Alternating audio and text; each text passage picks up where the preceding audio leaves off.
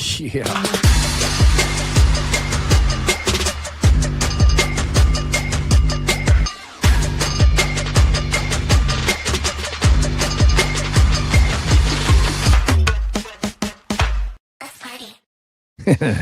Yep. What's up? I'm Jake Bren with Bigger Than 12, joined by my co-host Derek Duke, where every Sunday we break down the Big 12 Conference. We'll recap the full day in the Big 12 and look ahead to next week. We talk a lot of Iowa State, but it's not just Cyclones. We go from Morgantown to Salt Lake City and everywhere in between. Be sure to check out Bigger Than 12 every Sunday here on Iowa Everywhere. Murph and Andy talking sports and more exclusively on Iowa Everywhere. From the Channel Seed Studios, here are Keith Murphy and Andy Fales. Welcome to a Monday here on Murph and Andy. We will kind of be off Wednesday for New Year's Eve and the ReliaQuest Bowl. We'll have a best of show that day, whatever that ends up being. Well, I think it's going to be the best of what we could find from our 2025 shows, right? Yeah. And AD, what do we have? What's coming up Wednesday? Oh, we're gonna have fun. There's a lot of cool stuff. We're gonna revisit Fight Night U. We're gonna play a couple of games like Weed Strain or Derby Horse, Bowl or Troll. What about when you just absolutely put the state of Wisconsin in a body bag? Oh yeah, that'll be in there. Scott Sipker looking like a fool on ice skates. That'll be in there. So yeah, it's gonna be fun. God. It's gonna be fun. We're going back there again? Ooh, yeah. All right. If you could not release the full version, greatest hits and misses, yeah, is what we'll call it, right? No placenta talk either. No placenta No, talk. that's not our show, man. A Guest House Tavern and Oyster in West Des Moines sets the table for sports and more. Coming up, Brock rocks, portal fatigue, and battle of the sexes. Guest House Tavern with nightly specials, including Kentucky Fried Tuesday. That's fried chicken and sides. Perfect for a Tuesday. Now high or low since our last show. Presented by Wealth Charter Retirement Planning and Tax. All right, Wealth Charter Retirement Planning and Tax. You can find Tim Hawkins and company, and he's got all the answers, how to make your money work the best it can for you, how to lower your taxes as much as possible, and how to prepare for the changes that are coming in 2026. You'll find them at wealthcharterretirement.com. I'm going low and high today. I'm sorry. I've just got so much. I've got too much here. I got to pack it in before the end of the year. All right, first of all, I'm going low. Man, I was purchasing some airline seats last night. We're going to take a short trip in January here to California. It is such a humbling lesson about the allure of money and money you don't have. It is so it couldn't be more aggravating if they intentionally designed it to be that way. Okay? I mean, first of all, I'm using my credit card points to buy the tickets. All right. So you've got all these points and you want it to cover all the costs, right? That's what you expect. But no, you get the tickets and then you've paid for all that you can with your credit card points, at least with my bank.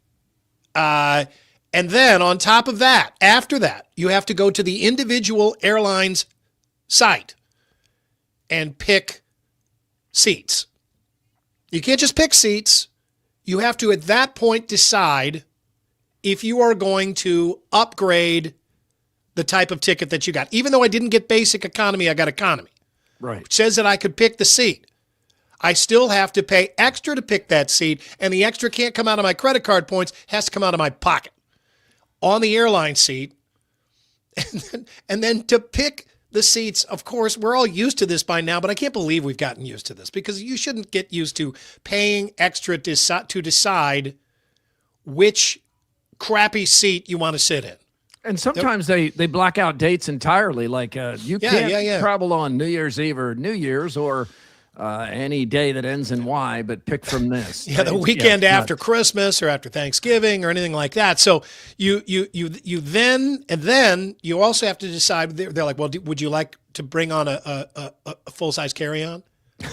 Well, of course. Who wouldn't? Get your credit card back out. So on top of everything that I've already spent, I had to spend another $178 just so Kahala and I could sit next to each other. and so we can bring a bag. That's So it. that, yeah. And then here's the other thing. Let's hear it. How is it that first class seats are so expensive and yet they always sell out? Because companies help pay for that and miles rack up from frequent travelers. I guess, but I mean, they travel for work. I rack up my points like crazy. I mean, we use a credit card like exclusively so that you get all those points, as so many of us do.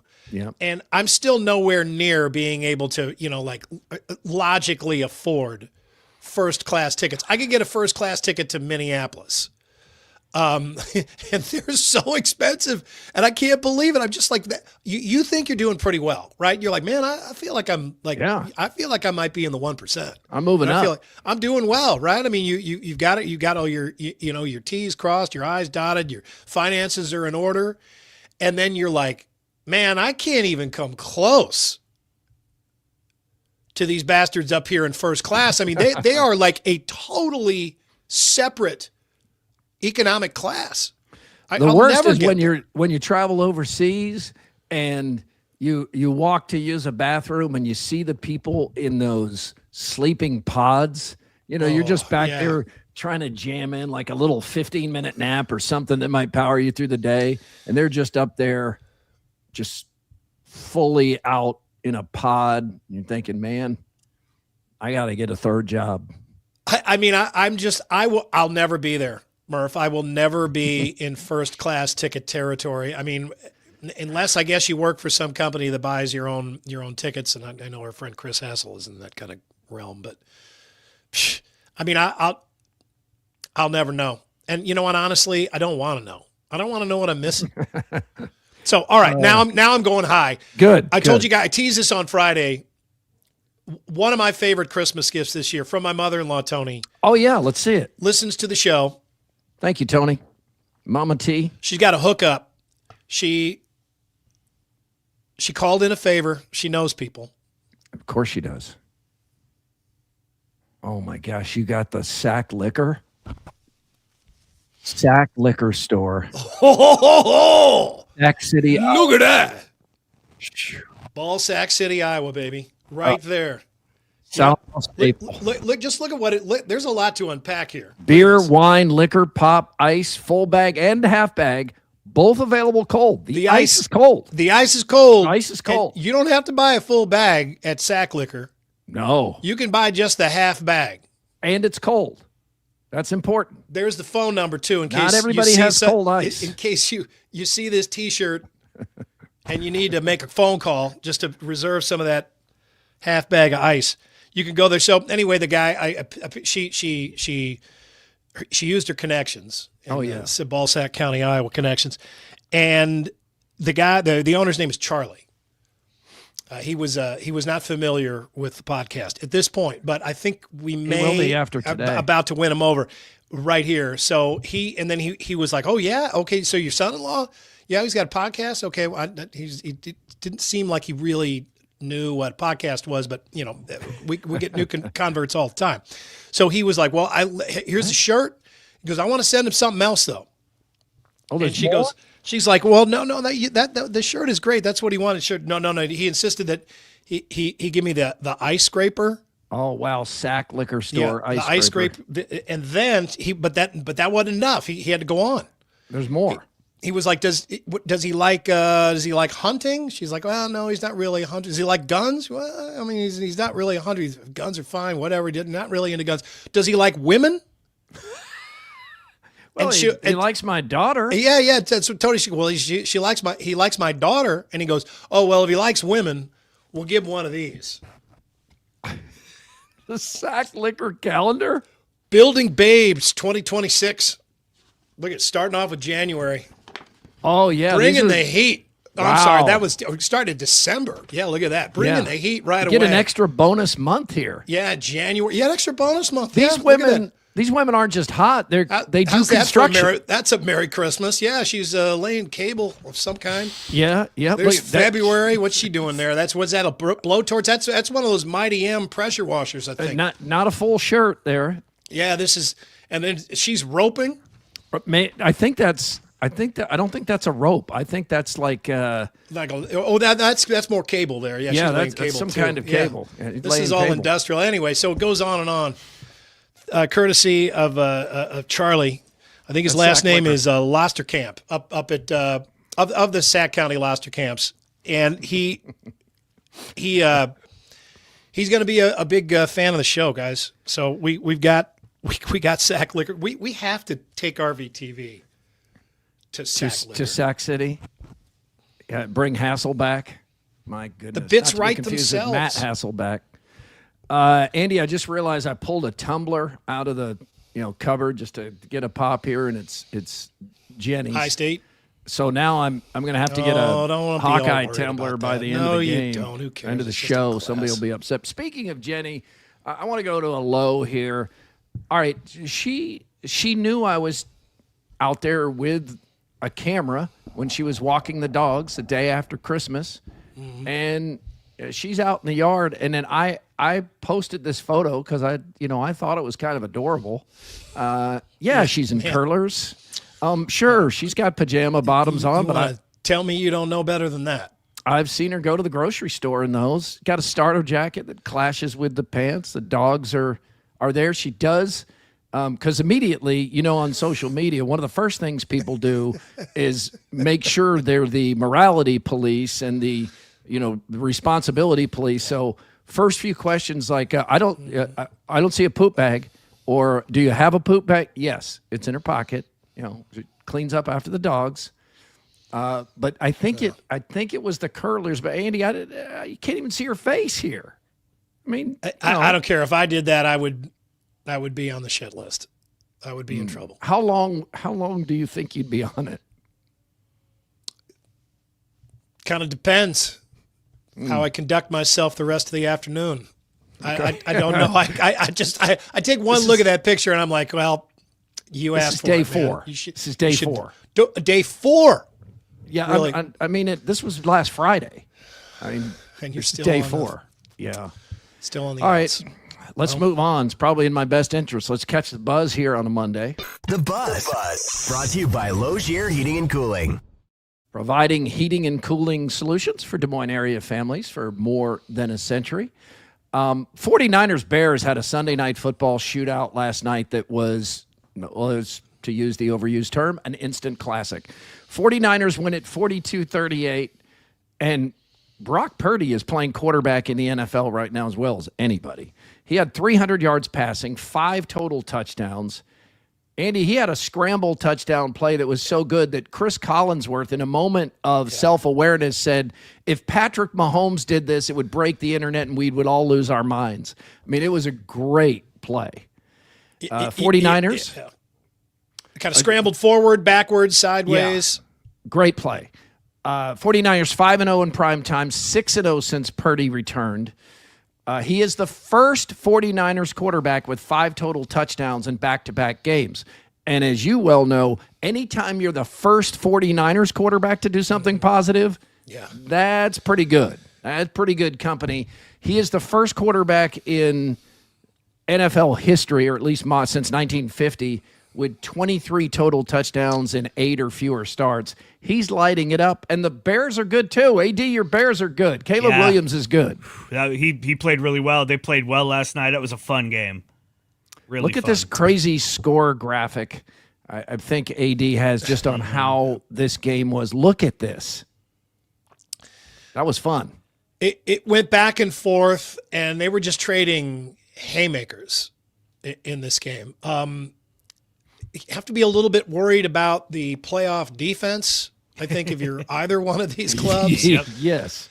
But it was really fun to watch, and you kept thinking, okay, now that ought to give them a little breathing room and let them go up by a few scores, but the other team would come right back. It was a fun, entertaining game, and the 49ers now host the Seahawks for the number 1 seed, which the NFL loves this kind of stuff. And Sam Darnold, in back-to-back years, has his team playing for the number 1 seed on the final weekend, so that's impressive for him. The loser drops down to 5 or 6.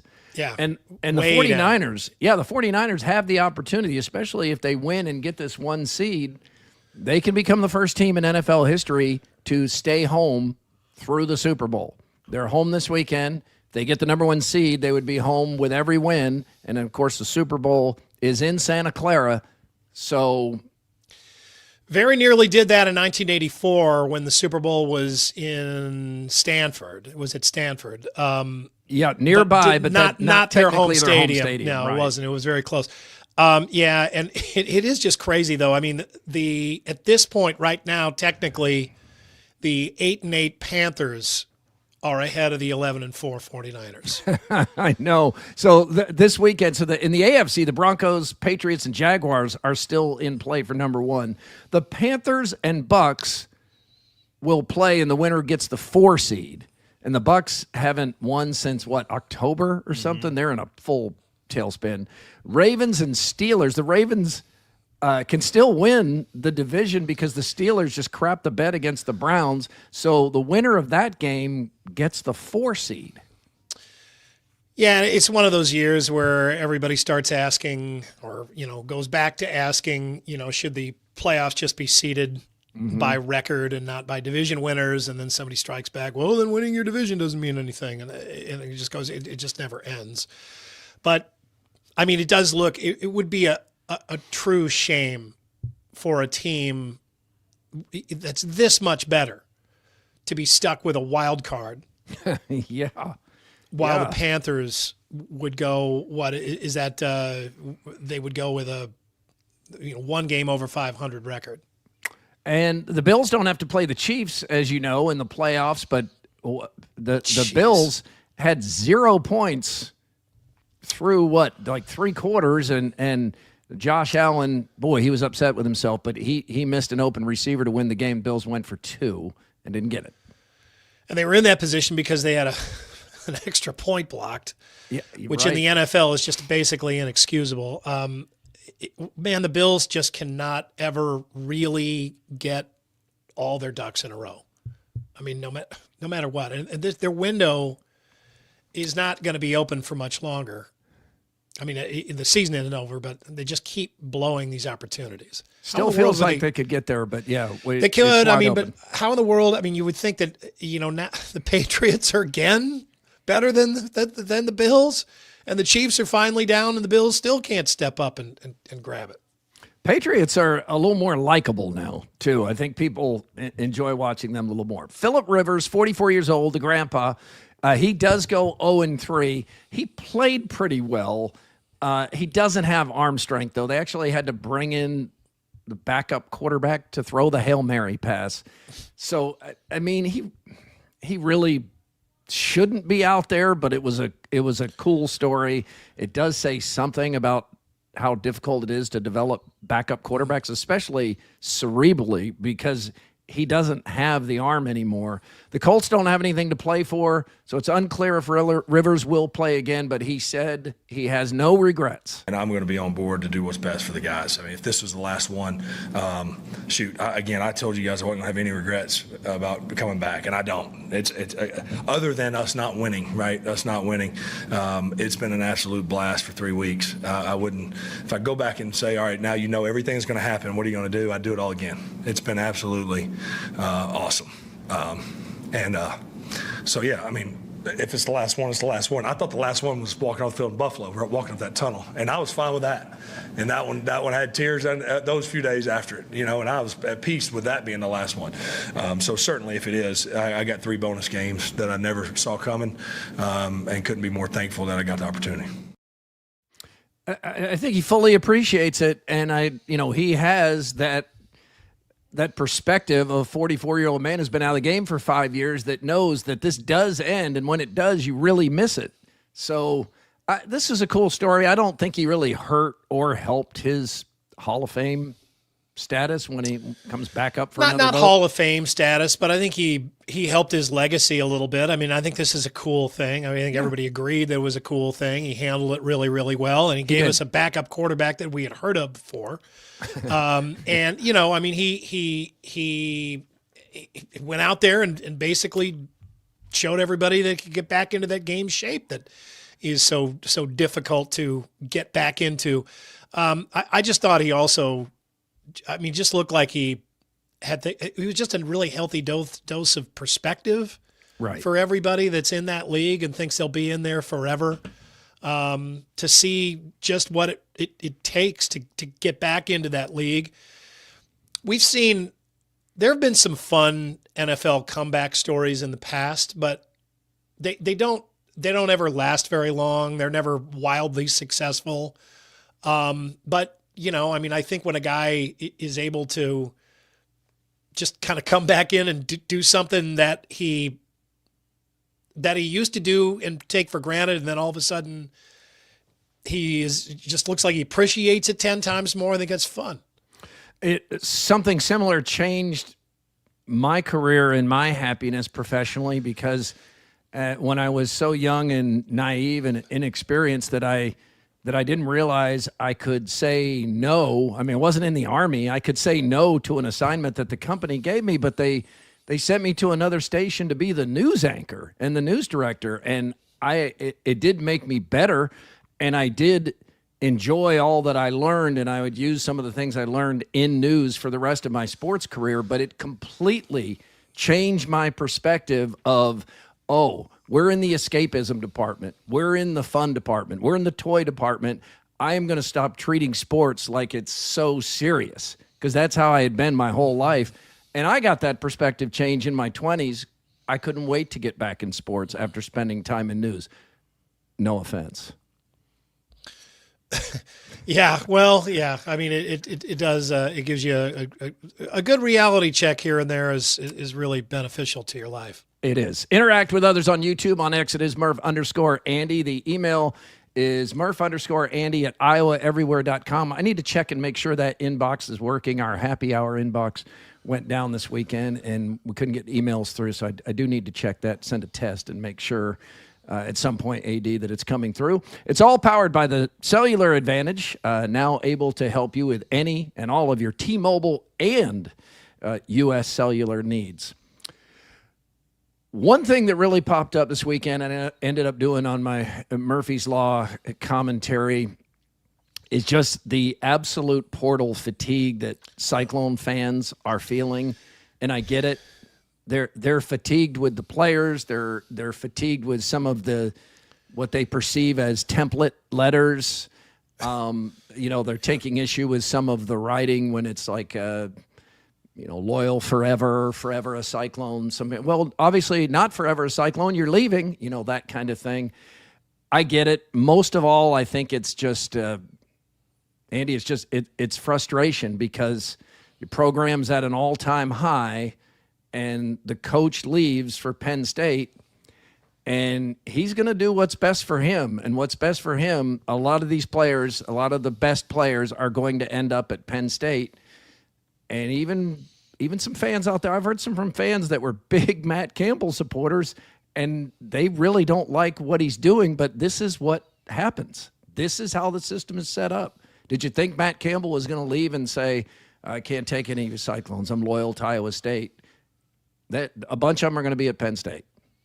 Well, and then a bunch of them will be elsewhere. And I didn't even think that much about them going to Penn State when Matt Campbell left. I just knew that many of them, if not most of them, were going to be leaving because they don't want to be there for a rebuilding year under an unproven coach. It's just, Iowa State isn't at that kind of level. Iowa State needs to be rebuilt. They're one of those programs that needs to be rebuilt. It's hard for an Iowa State to reload, right? Some programs can reload, but it is harder. Ohio State loses its coach, they can reload. Absolutely, right? But it's harder when you're a Cyclone fan and you thought you had 19 starters returning. Well, but was going to be one of your best teams ever, at least going into the season, and now. I don't know what it's down to. There's last John Sears told me there's 37 players in the portal. There's like one or two starters left of the players that they thought had come would come back. And of these 37 and counting, not all of them are going to find better situations. It's not going to work out for everyone. It won't. Numbers show that. And maybe they won't all leave. At this point, they're just kind of letting everybody know that they're shopping around. Which they can U-turn. That's a good point. Yeah, which makes it kind of a it makes it even a little bit harder to hear, right? Yeah, let me see what else I'm is leaving. out there. Thanks, Iowa State. I'm not sure where I'm going, but at this point, I'm trying not to let it be here. I'm trying to go just as long as it's somewhere else. That's what I'm going to tell you. But I think you have to resign yourself. I think all fan bases, no matter who they are, they have to resign themselves. Or if they lose a really good coach, right? Not a coach that gets fired because he sucks. If they lose a really good coach, they're going to lose a lot of their players, if not the majority of their good players, who will either go with that good coach or use this opportunity, especially if they got 1 year left, right? Who wants to spend their senior year on a rebuilding team if they don't have to? If they get paid somewhere else, be on a better team, give themselves a new experience, their final year of eligibility. I just think that's an understandable thing. But it's hard because it's something that we're not used to yet. We knew this would kind of happen. A coach would leave and you'd lose a few players, but it's hit like the hyper warp button and you lose all your players. Just this laundry list. Players that you weren't even aware of are leaving and you're like, why are you leaving? You really didn't even play. The one hope you have, you promote from within, like Michigan did. Well, right. That's not the best example now because that's turned into a full-on disaster, and now Michigan will have to reboot. But if you promote from within, some of these players absolutely would have stayed. But Jamie Pollard is playing the long game here, and he thinks Jimmy Rogers is going to get it done. Now, the fans know there will be some hypocrisy here because they will welcome all these Washington State players that would have gone to Washington State for Jimmy Rogers. They're now flipping over to Iowa State. Well, that's welcome at this point, even though Iowa State is at a little higher tier level at this point than Washington State is. You need players, so you're going to welcome them in, but you don't like losing your own players.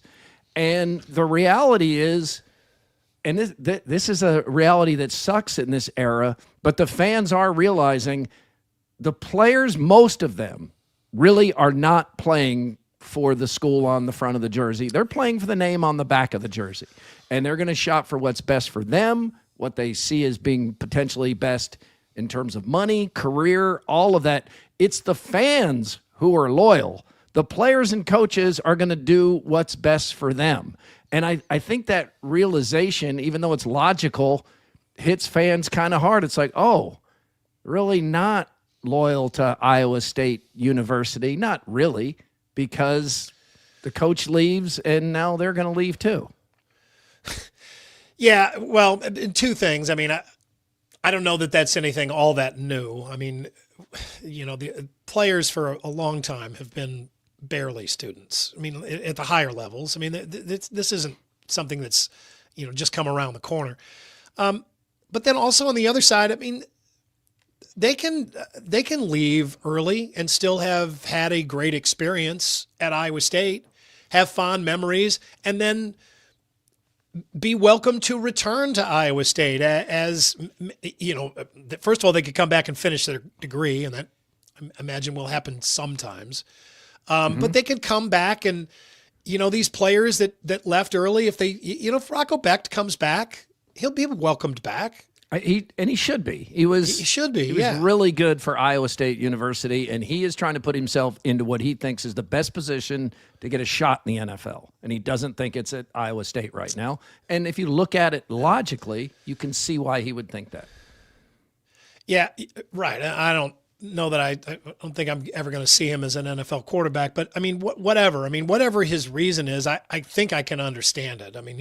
There's a total regime change at Iowa State. It's going to be a rebuilding year. He has the opportunity to go to a team that's not having a rebuilding year, make more money, and have a different experience. And I just think that's all the reason in the world and then some for him.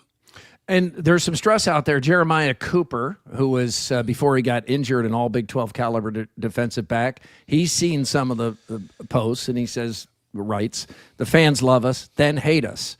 I hope my guys ball out wherever they go.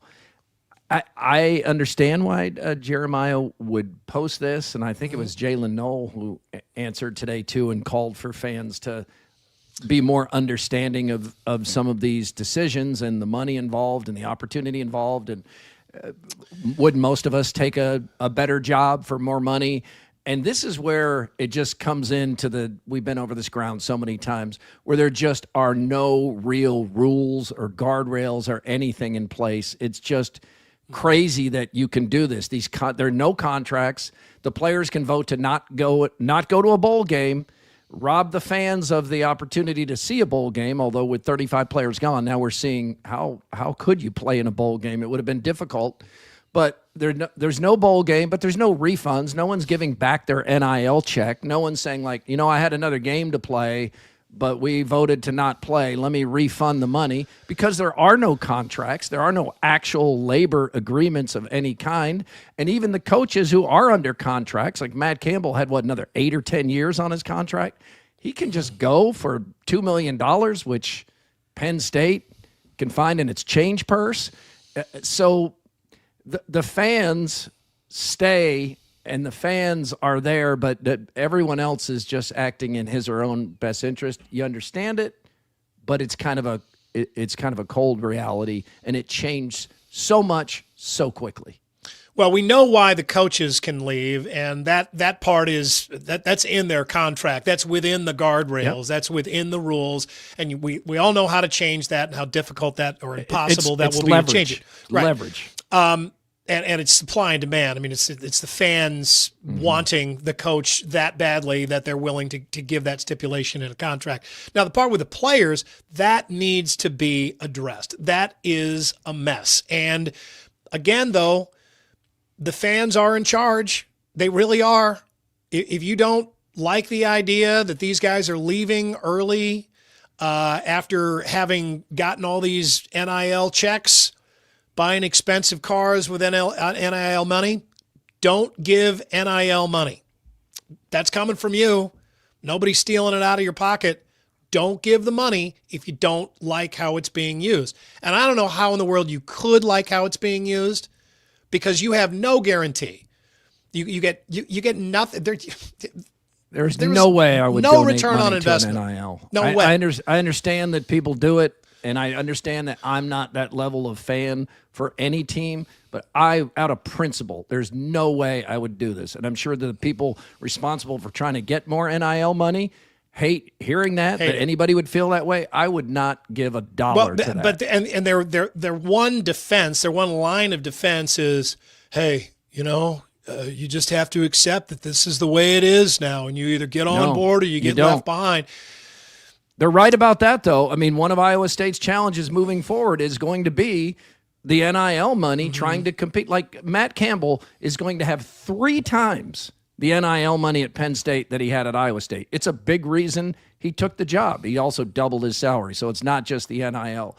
But these Big Ten teams are getting $100 million from media rights, and you want me to take some of the money I could use on a family vacation or something and pay for a player who might leave at the drop of a hat if he gets the opportunity and puts out. No, I'm not doing that. I mean, I know you're risking that if more fans feel that way, that you can't keep up.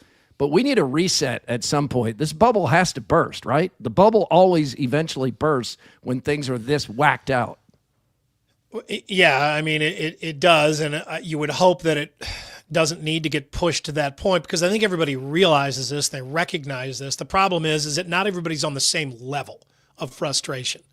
Some people, some people have enough money that they can just keep throwing it around irresponsibly like this, or just at a whim.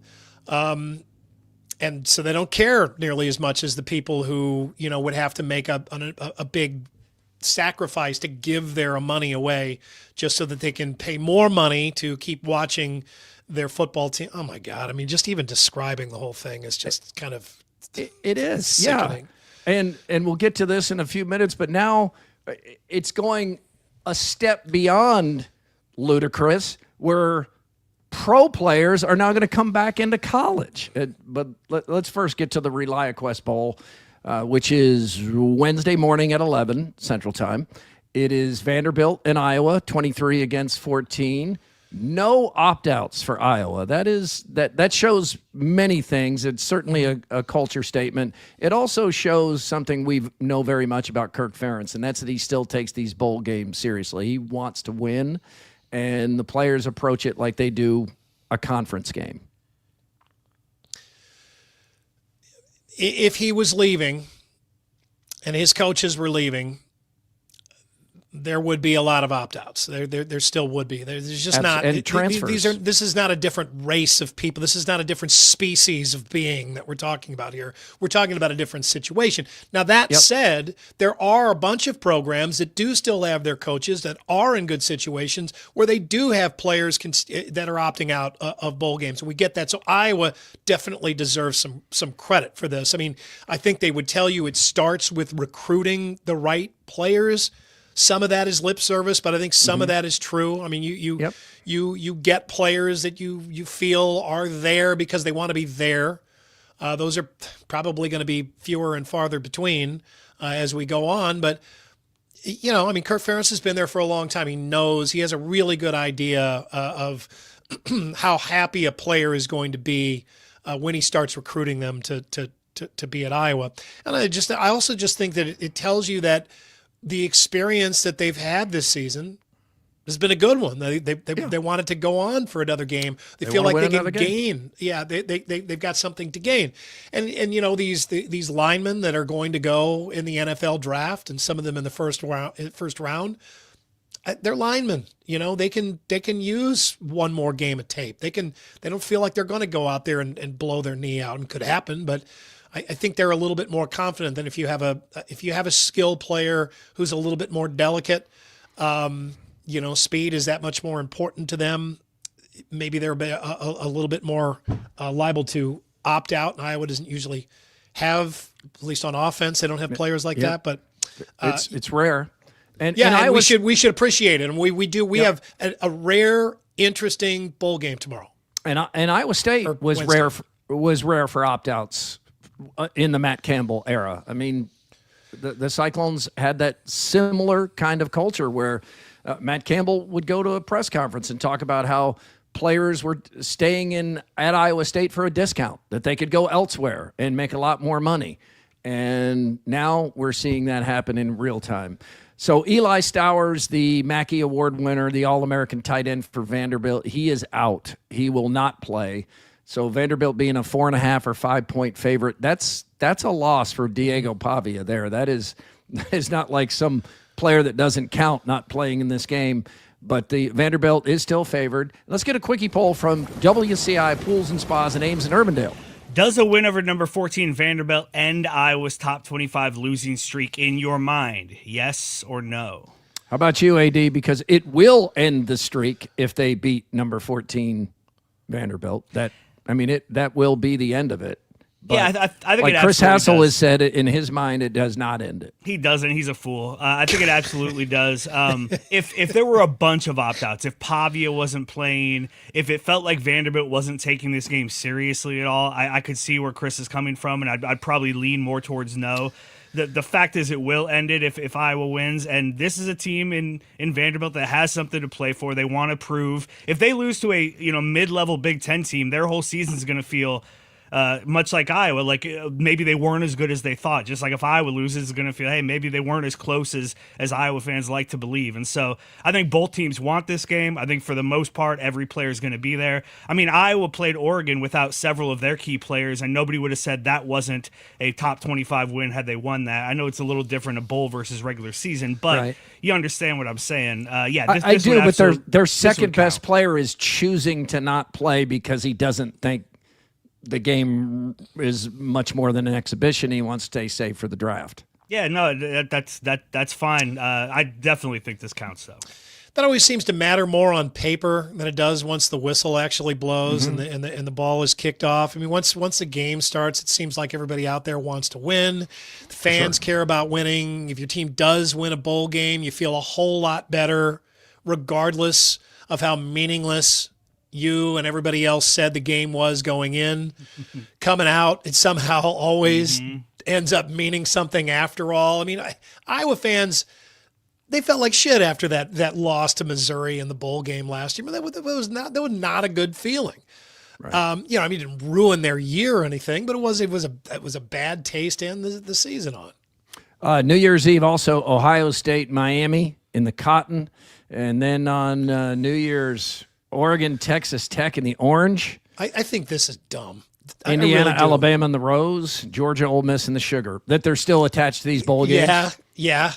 I do. How much better would these games be on campus at the higher seed? Way, way, way better. Way better. I just think it's like you're still trying to keep these bowls alive on a ventilator. I mean, come on. I mean, really? That's not the same thing. Do you think, oh man, we made the Orange Bowl this year? What? I thought it was a college football playoff. Well, yeah. The one exception might be the Rose Bowl because of the history and how cool it is, but make that the national championship game if that's what you need to do. But playing at Miami, playing at Texas Tech, playing at, where would it be? I guess it would be Indiana. Who's the high? Can you put that graphic up again, AD? Where would these games be if they weren't? Because like the Sugar Bowl's in a dome. Nobody needs another dome. Okay, so it'd be played at Texas Tech, at Indiana, at Georgia between the hedges, and at Ohio State. I mean, way better college football atmosphere than playing in these neutral fields. And the higher seed could have that. I wish they would do that. But we got basketball tonight. Iowa State versus Houston. Oh, no, wait. Houston Christian. Sorry. Houston Christian. Iowa versus UMass. That's a deep... Sorry. Iowa versus UMass Lowell. Lowell? I think it's Lowell. Yeah, I guess that's a city in Massachusetts. Houston Christian, as you may or may not know, is the Huskies. That's not what I was expecting. Yeah. Like, all right, guys, we're Houston Christian. We're Houston Christian. Anybody nickname ideas? Let's go around the room. Yeah. What you got? Huskies? Sled Dog? Good. Houston, Texas? Yeah. Makes perfect sense to me. Yeah. Well, let's go Huskies. That's really good. Also, immediately makes you think of the church and Christianity.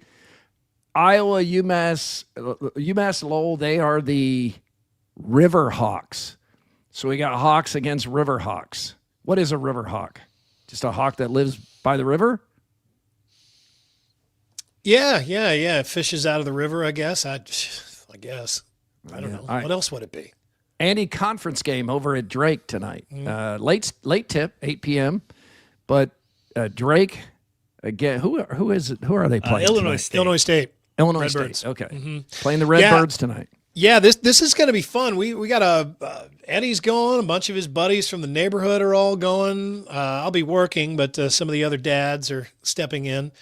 We got a big group going from West Des Moines. Yeah. AD, you're going, aren't you? Yeah, that's right. Jake Brennan and I will be live with buckets here on Iowa Everywhere.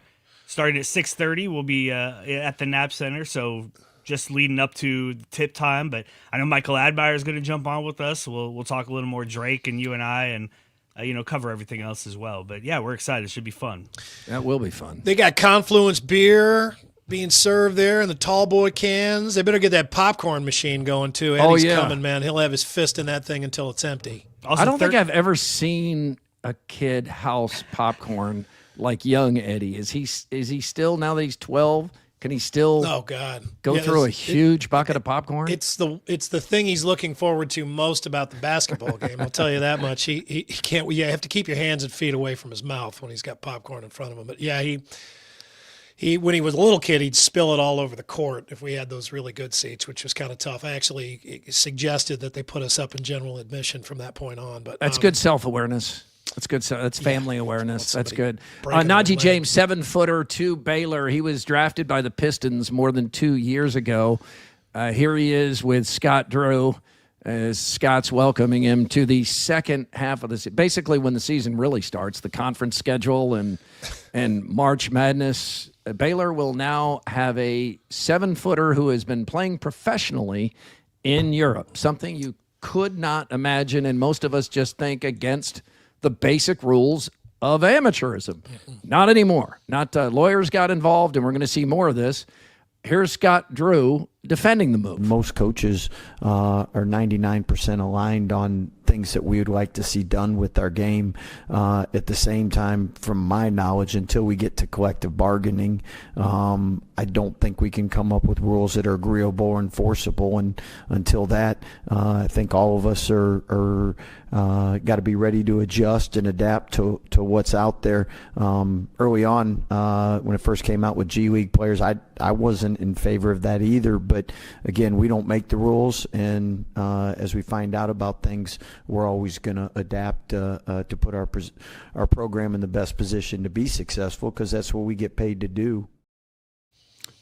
He's right. Let's be honest. This is one of those things where you see it as a rival, and you're like, this is outrageous. I can't believe this 7-foot pro who was drafted by the Pistons is now going to be playing for Baylor. He changed his mind to Iowa State? Oh, this is great. This is fantastic. He'll be here for this in January? Oh, gosh, that would be – oh, man, a piece like that, 7-footer, this could be the national chip.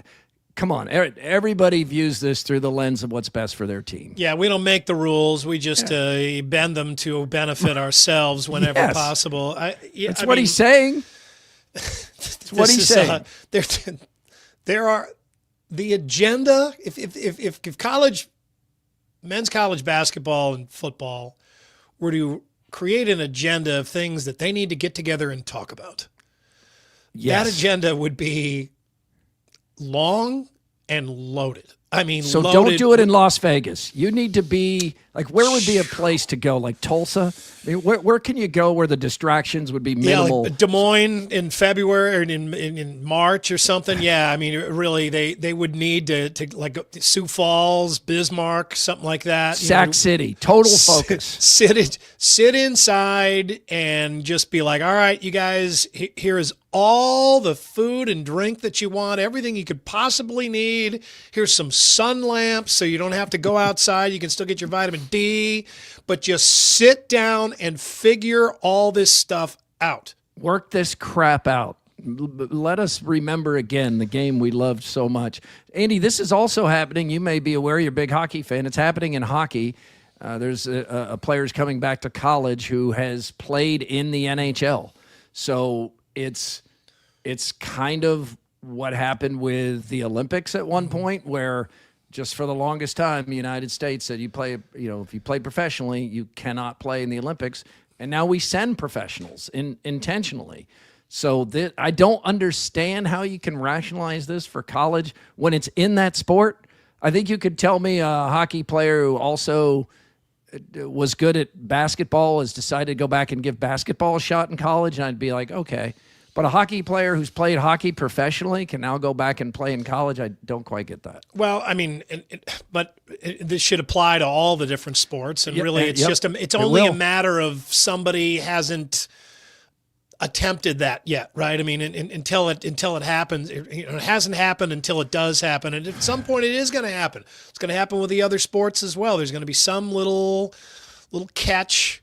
Some little, some little exception that somebody can take and exploit, and then they will break the dam open, and more people will do it after that. And yeah, I mean, I don't know. I mean, I guess the point is, how much do we care about this? I mean, if they're not really, I mean, the bigger sports, are they really college students anyway? They're really amateurs. Is there anybody at this point that is still not in the mindset of many of these players are just for hire mercenaries to come in and help your team win, and if there's a better opportunity or the coach goes, the loyalty is for the most part. It's not with the school. I mean that's been the ball has been in that court for years. I mean, whether you were paying the players or giving them scholarships, I mean, you were enticing them to come play for a place that they got a bunch of stuff from, or, that they could get stuff from.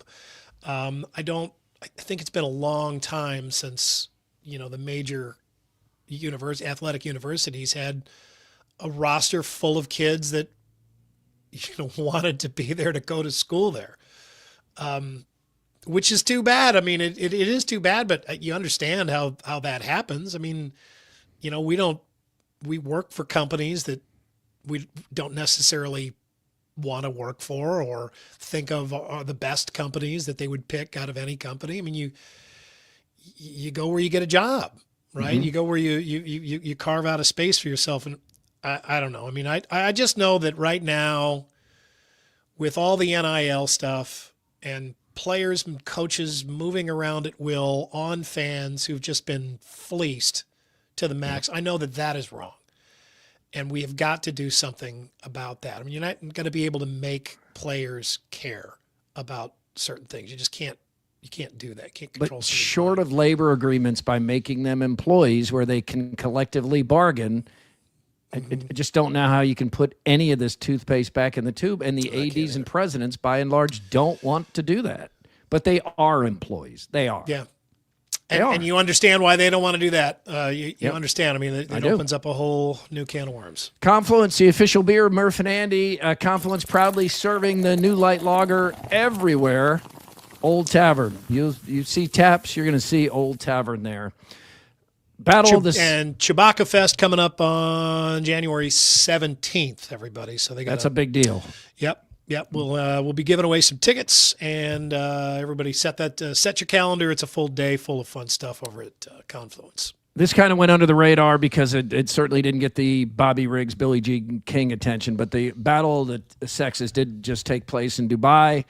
The number one ranked women's tennis player in the world, Aryna Sabalenka, against the number 671 men's player, Nick Kyrgios, who's been injured a lot and is now ranked 671.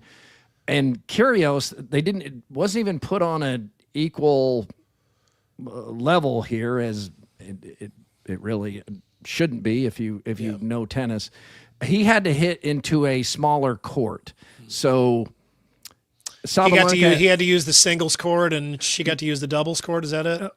Her court was 10% smaller. I don't know if AD has a picture of where he hits the ball into. She I don't hits really care into that much. Basically a regular court. Then he had to hit into a smaller court. Also, they limited because of his tremendous serve advantage, one serve each, and they were very friendly and complimentary of each other, but it went the way you would expect it to at that level. Straight sets for Kyrgios, 6-3, 6-3. It did prompt one of the first smiles I've seen out of him in years. He had a blast. This is the nicest he's ever been. He couldn't have been kinder in his comments, and you wouldn't know that he's this tempestuous brat at times the way he behaved in this. But it was totally under the radar. This is yesterday, right? I didn't realize it was happening until it was over. Yeah, she would crush an average men's tennis player or a men's pro in a tennis club. But at this level of sports, there's a reason you have men's and women's tennis. It is a huge divide, and this just further shows that. We have more straight ahead, including the most popular New Year's resolutions, not revelations, resolutions. It's Murph and Andy on a Monday. Rodeo fans, saddle up for the Cinch World's Toughest Rodeo, presented by RM43, January 9th and 10th at Casey Center. Come early for autographs, pony rides, and more. Get tickets now at HiVTix.com. The buck starts here at the Cinch World's Toughest Rodeo. The Murph and Andy Show is brought to you in part by Ramsey Subaru, home of the toughest, most reliable cars in the world and the people who back them up, on Hickman Road in Urbandale. But wait, there's more. From Either Or Eatery and Patio. Either Or still decorated as tinsel until the end of the week, through Sunday, and then all the vintage Christmas decorations come down. The lights inside come down. Those cool little photo op spots come down, and it goes back to goes back to being just good old Either Or. They also take those fun menu options away, though they'll have some more. You've got the rest of this week to enjoy tinsel. We're down. Our decorations Christmas decorations are already down. Are you still up?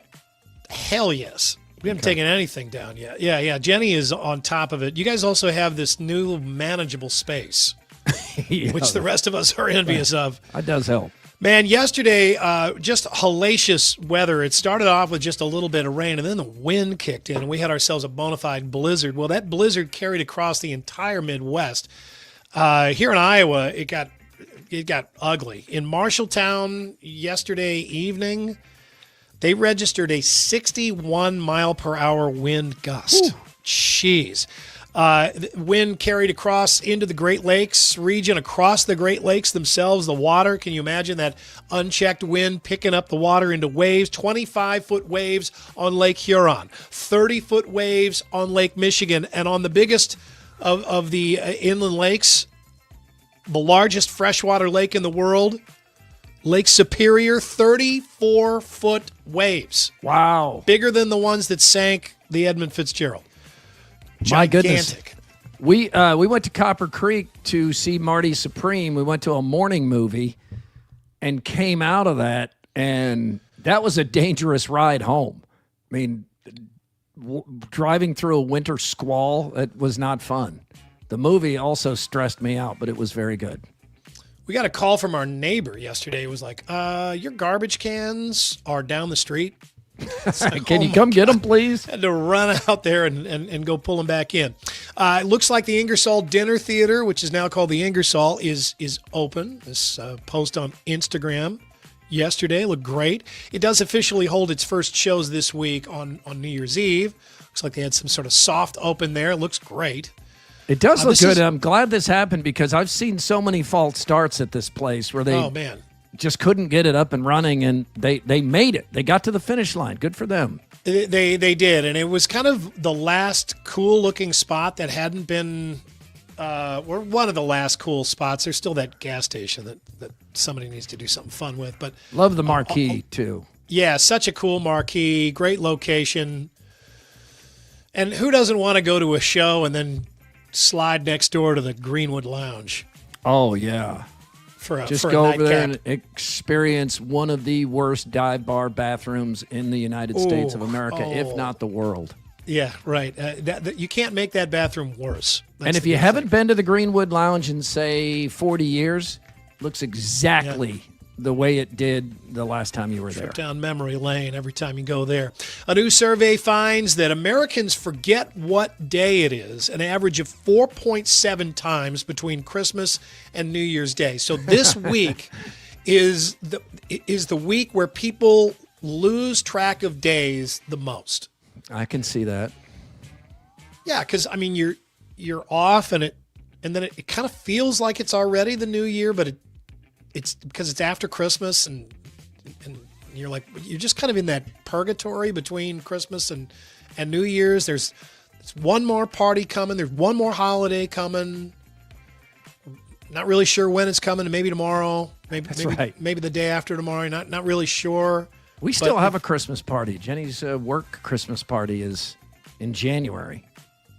Does make it easier to get a venue. Yeah. Well, so you got to. The holidays for you, maybe they continue a little bit longer than they do for everybody else. The top ways that people spend this weird week between the holidays are like this. They watch old movies and TV shows. 50% do that. 48% wear comfy clothes almost exclusively, which basically means they're just walking around in their pajamas. Think twice about posting a photo. And then they put on shoes and run to the grocery store, and then they come back, and that's it. That's and then they eat a lot of leftovers. We're all doing that too, right? I mean, I'm doing it. Doing all this I as love much it as possible. too. I love those leftovers, man.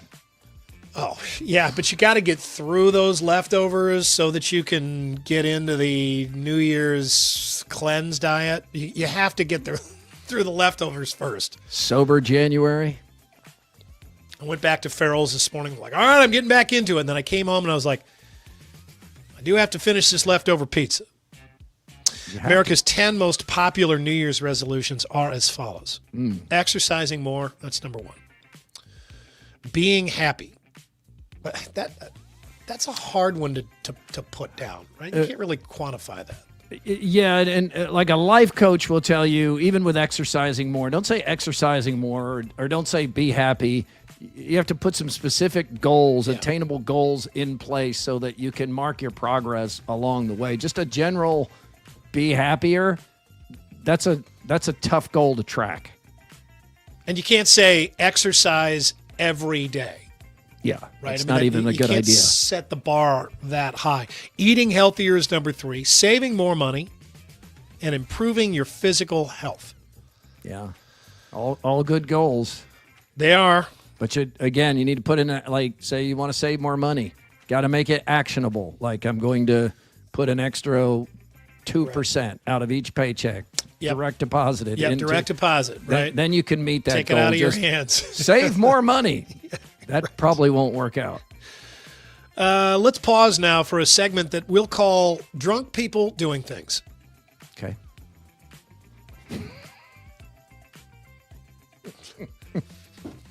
What? Dressed as Jesus carrying a cross made out of Samuel Adams crates? Is that what that beer is? I don't know. He's got a beer in one hand. And I like how some of the people are trying not to even notice him. How do you look anywhere else but at Jesus with all the beers?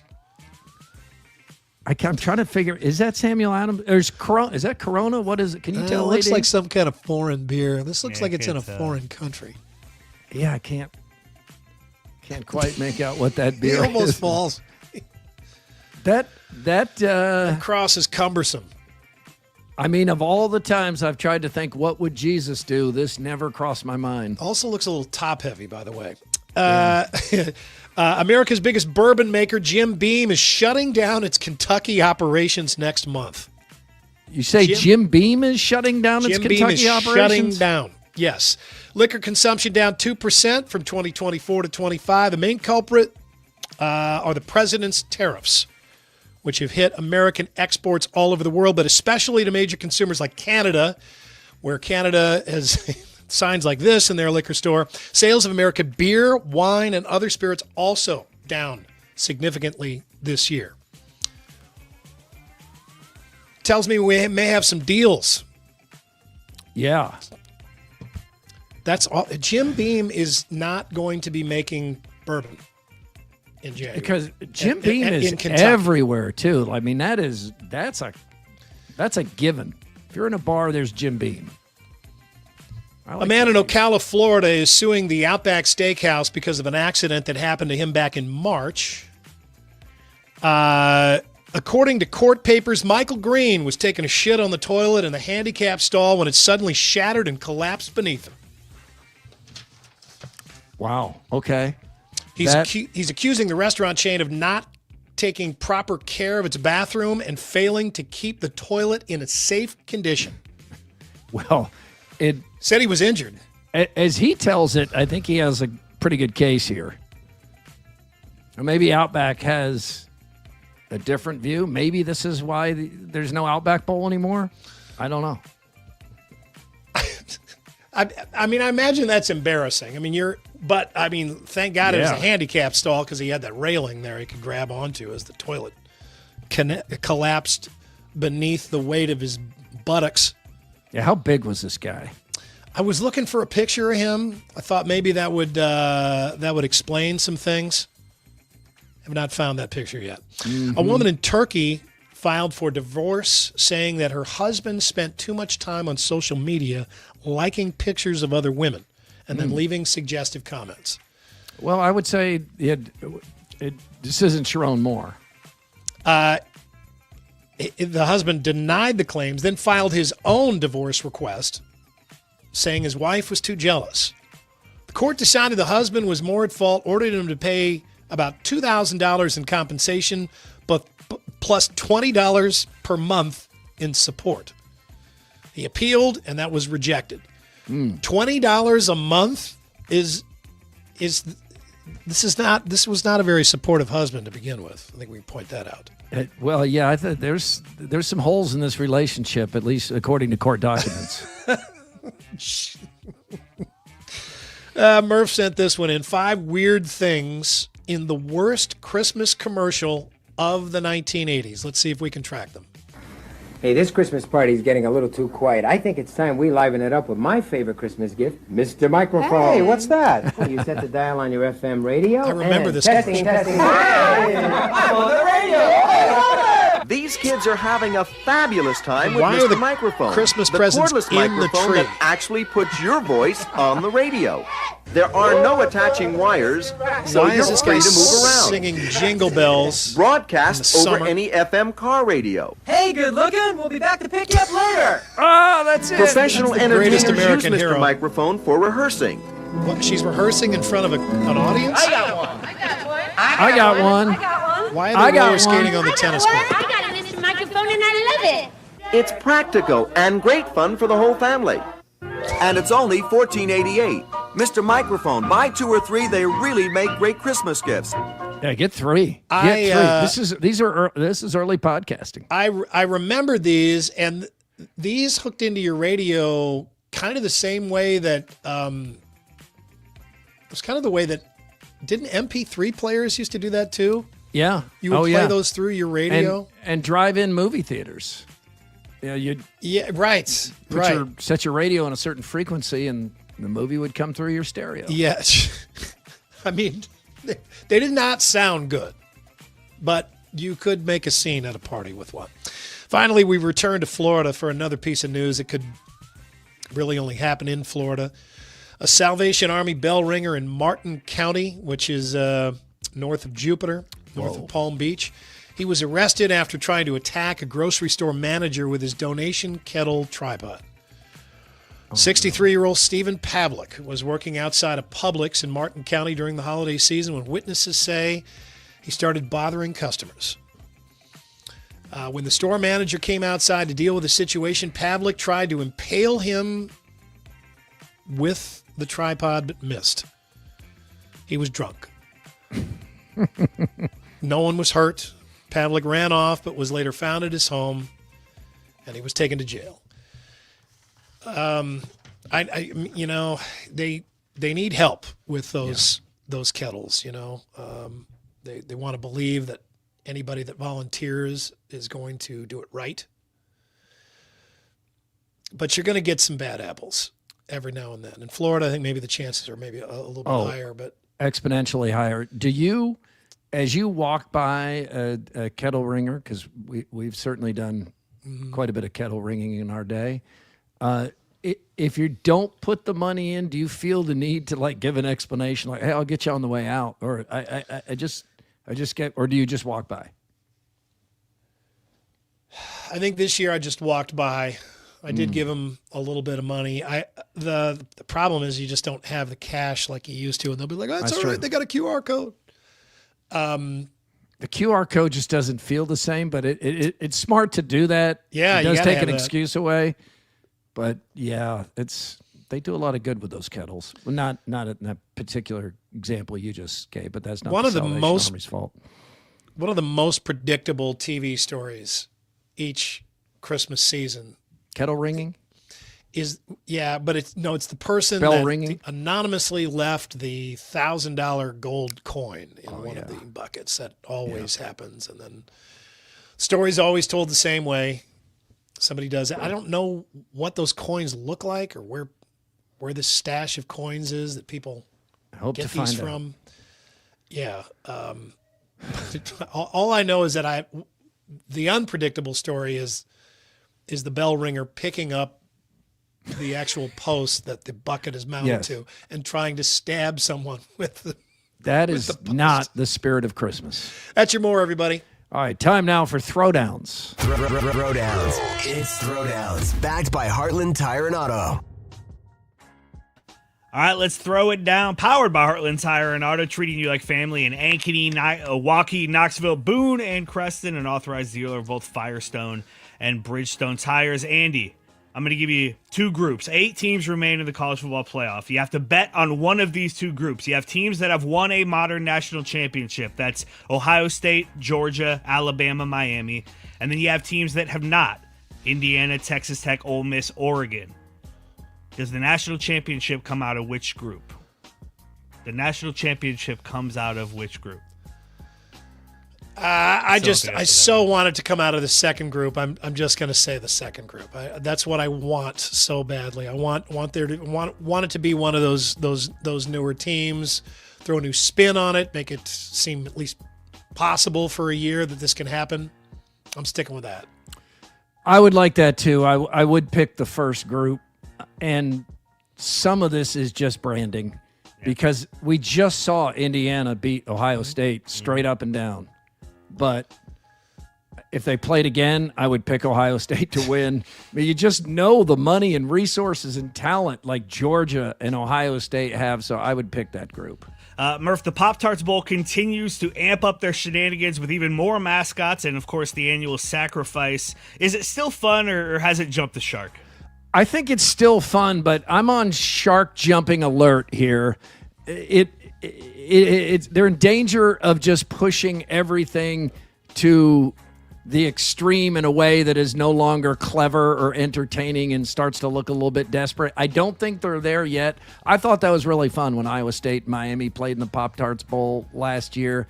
But yeah, when they have like multiple tarts offing themselves and this kind of thing, like it might, they're right there. They need to find a way to go in a different direction instead of just more of everything.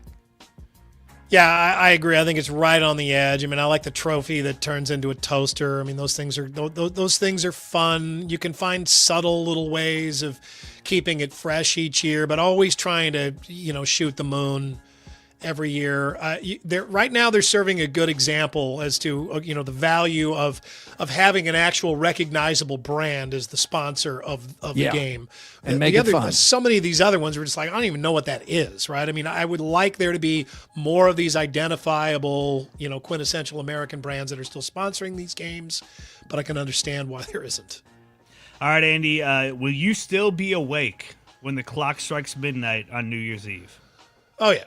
Yeah, my lifestyle has shifted that much. Yeah, I got to work, and then I'll come home, and I don't know that I'm going to watch the ball drop or anything. I probably will, though. There'll probably be people over or something like that. We'll see. Absolutely, for me, I'm working that night too, and I always stay up. I've never not been up for the changeover. I've also worked nights forever, but yeah, absolutely. Stay up. Jenny even stays up for that. So yeah, we'll do it. Unlikely for me. Really? Yeah. Really? Well, I mean, it's a long day. I got the Hawkeye Bowl game. I'll be up at 6 with the kids. Got the Iowa Bowl game. We're doing Instant Iowa after that. The kids will be in bed. My wife will probably be asleep. Like, I could probably stay up till but I'm going to be up at 6 the next day anyway. So yeah, no, I don't need to see midnight. We'll let you know what happened. Speakpipe.com/Murph_Andy is where you leave a rant for What's Bugging You. We'll have some coming up Friday. What's Bugging You? Speakpipe.com/Murph_Andy. We have a couple already in this week that AD says are good. We'll add some more and have that for you Friday. Time now for the Andrew Downs audio drop of the day. It's the AD Squared. Yeah, before I get to that, just want to remind people, Hawks on Tap is live tomorrow night. Buffalo Wild Wings on Merle Hay Road. We'll start at 6:30. Tyler Kluver from Washed Up Walk-Ons, former Hawkeye, will be my guest. We'll obviously preview the ReliaQuest Bowl, talk some big picture stuff with Iowa as well. So we'll have fun with that. And then, yeah, like I just mentioned, Chris Haslin and I will be live on Instant Iowa the moment the ReliaQuest Bowl goes final, or I guess whenever we decide we should. And you're on tonight too.